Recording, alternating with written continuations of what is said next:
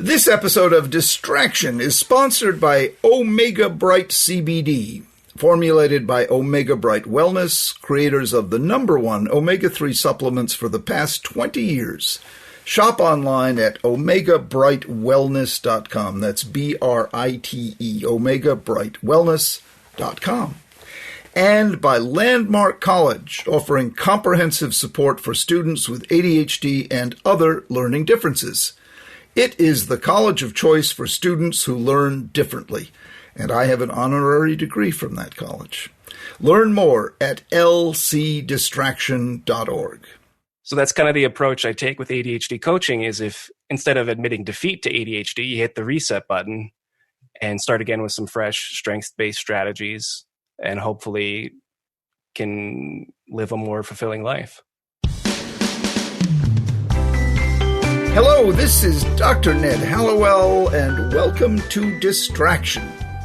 Today I'm going to be talking to a fascinating man who his name is Alex Hey, but that's spelled H-E-Y because it's German, he told me. And he is a ADHD coach and started an organization called Reset ADHD in 2018. He's only 27 years old, but he's lived a long life. He lives in Sioux Falls, South Dakota. And if you go to YouTube, you can watch a wonderful bit that I just watched myself. But I'd like him to tell us his story. And so I'm just going to welcome you, Alex, to Distraction. And tell this audience how you got into the world of coaching and how you found out about ADHD.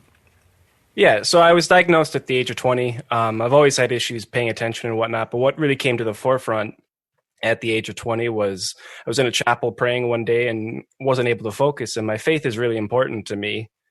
And I felt like a fraud because if I can't focus on one of the most important things in my life, what's that say about my faith? And so that really crushed me, and I left the chapel that day thinking, something's got to change here, so I got to figure out what's going on. So that's when I got a diagnosis for ADHD.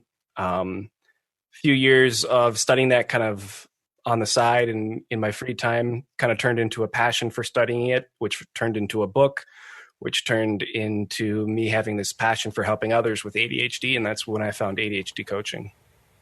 You wrote a book about it? Yeah. What's the name of your book? Catholicism and ADHD, Finding Holiness Despite Distractions.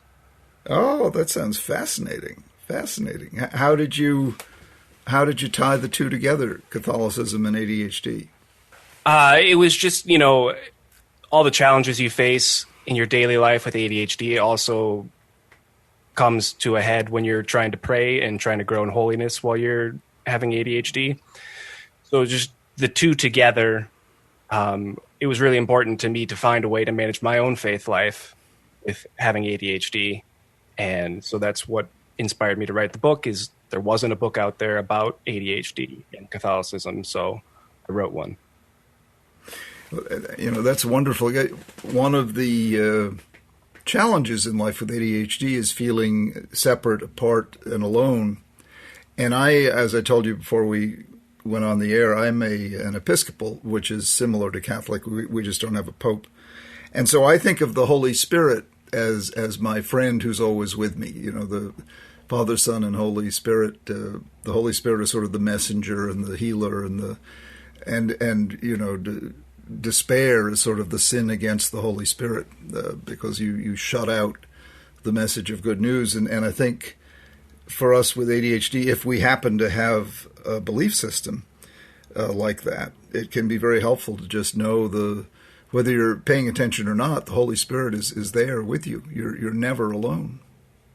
Absolutely. I think that's a great way of putting it. And I'll have to get your book. Honestly, it's the first time I've heard someone try to integrate those two topics. And they're both very important to me as well. I think there's some. I'm so glad you did that. You were only 20-something when you wrote this?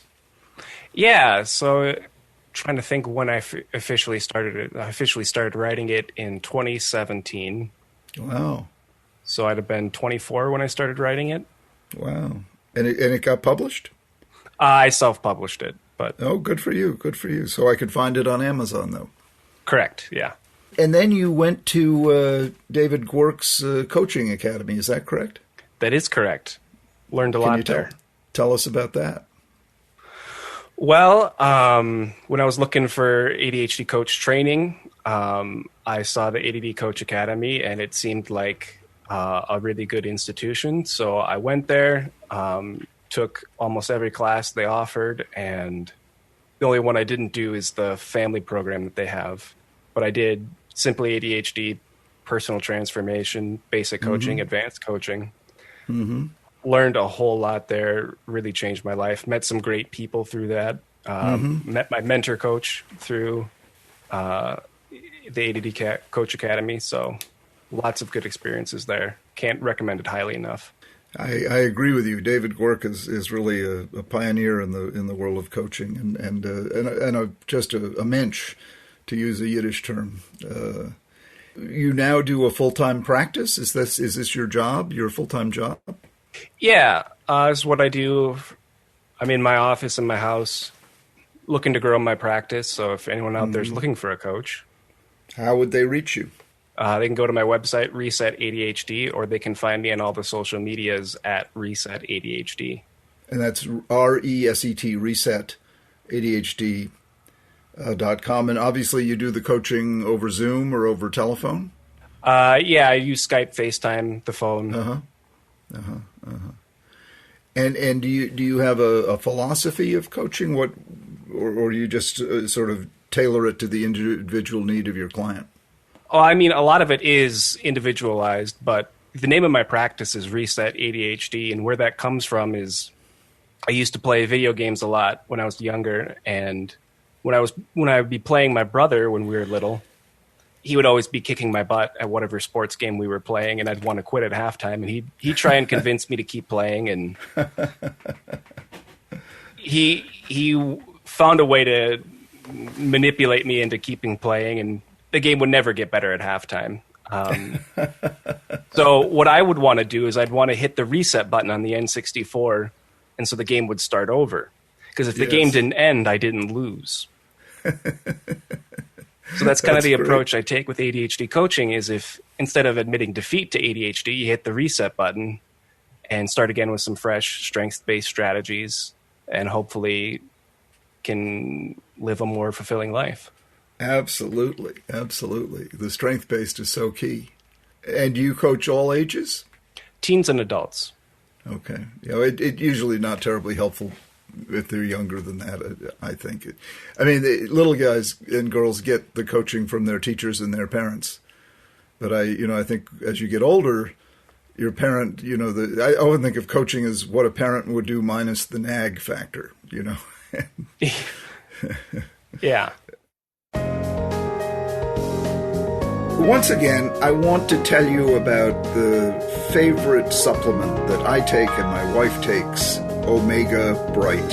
Go to omegabrightwellness.com for their fish oil supplement, their omega-3 supplement, their CBD supplement. They've been our sponsor, so of course I'm going to tell you to go buy their product. But in addition to sponsoring us, they have really helped my health, my wife's health, and the many of my patients who I've encouraged to take the Omega Bright products. That's OMEGABRITE, particularly with all the stress we're feeling these days. The antioxidant effect of Omega Bright, the anti-inflammatory effect of Omega Bright is a real stress reducer and health promoter. Omega Bright CBD and omega-3 supplements are top of the line. You can find all of their supplements online at Omega Bright, that's BRITE, omegabrightwellness.com. Distraction listeners, you can save 20% on your first order of omega-3 and CBD supplements at omegabrightwellness.com by entering the promo code PODCAST2020. All right, let's get back to the show.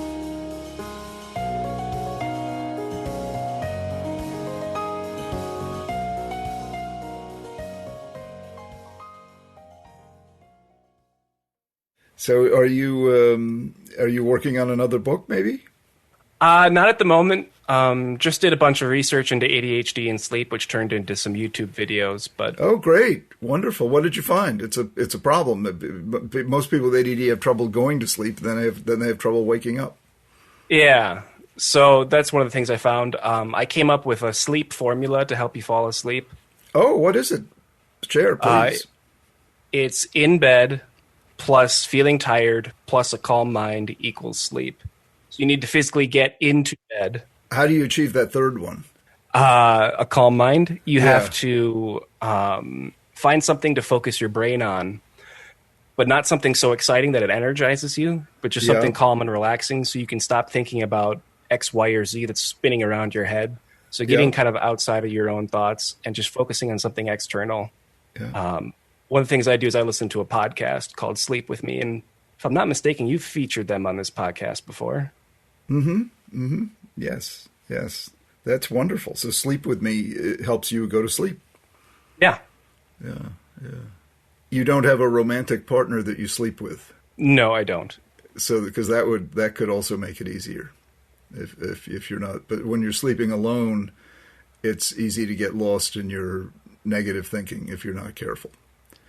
People with ADD, on this podcast, I've talked about the default mode network, which is sort of the negative thought generator that we have in spades. We people with ADD, when our imagination becomes our enemy instead of our ally.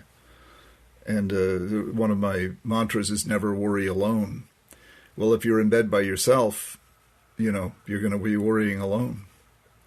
But that's where the Holy Spirit can help you out if you access it, and or your idea of focusing on something neutral to try to engage. That will shut down the default mode network. Yeah, absolutely. The role of medication. Do you use medication, or do you control your distractibility without medication? I use Concerta. Good medication. For listeners, Concerta is methylphenidate, long-acting methylphenidate. And it was the first long-acting stimulant developed by scientists at MIT. And before Concerta, we only had the immediate release short-acting, last about 4 hours. So patients were left saying, well, how am I supposed to remember to take the pill that's supposed to help me to remember to take the pill? But when Concerta came in, that all changed, so you could have a medication that would last all day. Of course, then when it wears off, you're left with your homework if you're a kid. So I usually add a short-acting Ritalin, what I call the homework pill. So you take, let's say, 36 milligrams of Concerta in the morning, lasts until around 4 o'clock in the afternoon. Then you take 10 milligrams of Ritalin to get you through your homework, and then you go to bed. But you don't take a second, you don't take a homework pill? No, I don't take a homework pill. I just stick with 54 milligrams in the morning. 54, that's a good number. Concerta is so weird. It comes in these multiples of 9. It comes in 18, 27, 36, 54, 72. But I don't know why they did it that way. Okay, joining me now is Professor Christy Herbert of Landmark College, our wonderful sponsor in beautiful Putney, Vermont. Professor Herbert has worked with students with ADHD for 35 years and has also trained teachers on how to work effectively with students with ADHD and other learning differences. She is a professor of fine arts at Landmark and most recently coordinated the college's Bachelor of Arts in Studio Art. Welcome to our podcast, Professor Herbert. Thank you. Good to be here. So tell us what you do, please. I teach at the college, and as people may or may not know, Landmark College is specifically geared towards students who learn differently, or as we like to say, who are neurodivergent. So the bulk of my responsibilities are to design curriculum and deliver curriculum and work effectively with students as both a professor and as an advisor. And what do you do differently than, say, they do at Amherst or Colby or Harvard or neurotypical colleges? Well, I like to think that first and foremost, when I'm teaching, I'm not making judgments about what's happening with the students. I'm being very patient and thinking a lot about communicating as clearly as possible and being structured in a way that will help them be successful. So, for example, this morning I was teaching and I was working with students to prepare for an upcoming, specifically I was teaching a ceramics course, and I gave them a log in which to sort of draw pictures of all of the ceramics they were planning to glaze. And I very methodically went over, here are some of your choices, and got them excited about it. And then I paused a moment and said, so this is also going to help you with, to think about help you with your executive functioning. And I asked them why that was, and what would be useful about doing this. How might they use it? What is irritating about it? So in a sense, one thing that might be different about what I'm doing from other colleges is sort of inserting this meta conversation that helps students think about, how am I going to do the best I can here academically and otherwise? How can I think about this? How can I develop my abilities to be as successful as I can? Yeah, that's because you understand the obstacles they face so well, and teachers at other colleges don't, because they don't really understand, the kinds of different brains that we have.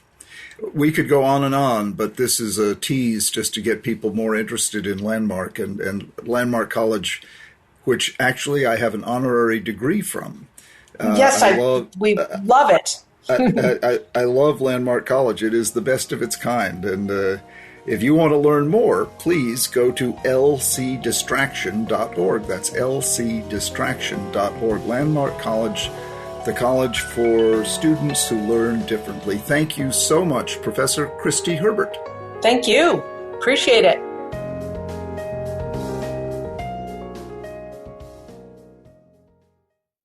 What is your feeling about the way ADHD is regarded these days? Do you think stigma is subsiding and the strength-based approach is coming to the fore?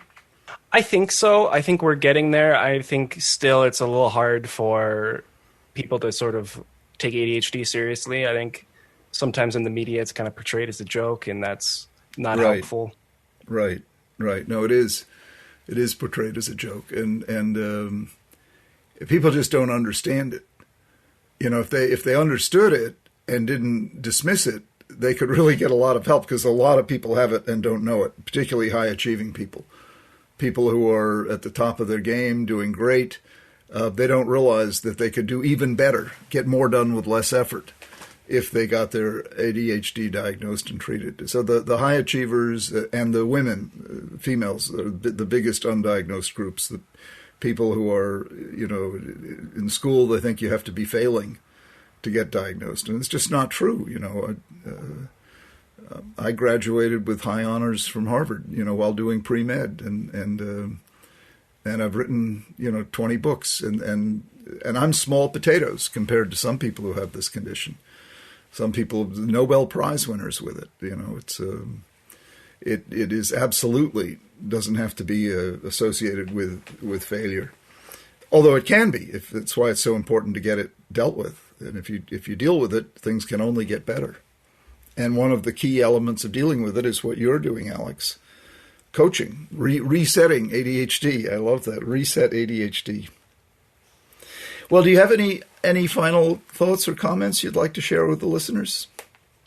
No, I mean, I do want to echo what you just said about the high achievers. Like, I think one of the reasons I didn't get diagnosed until I was 20 is I was smart and was getting by in school.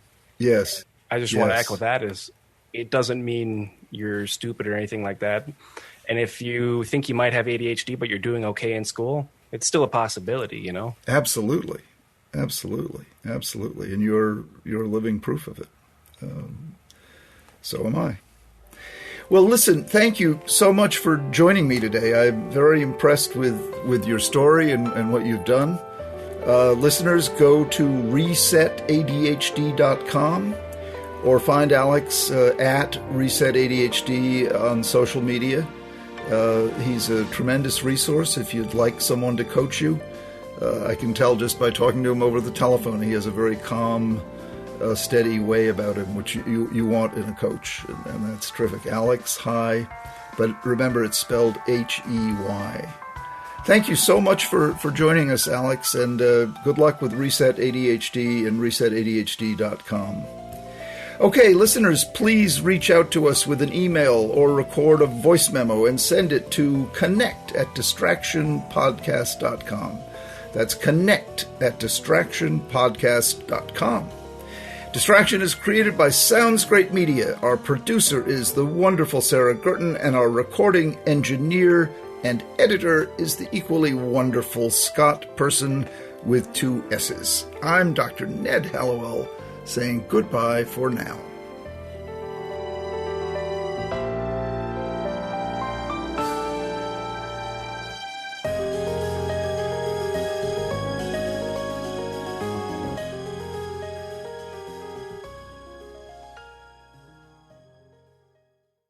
The episode you just heard was sponsored by Omega Bright CBD, formulated by Omega Bright Wellness, creators of the #1 omega-3 supplements for the past 20 years.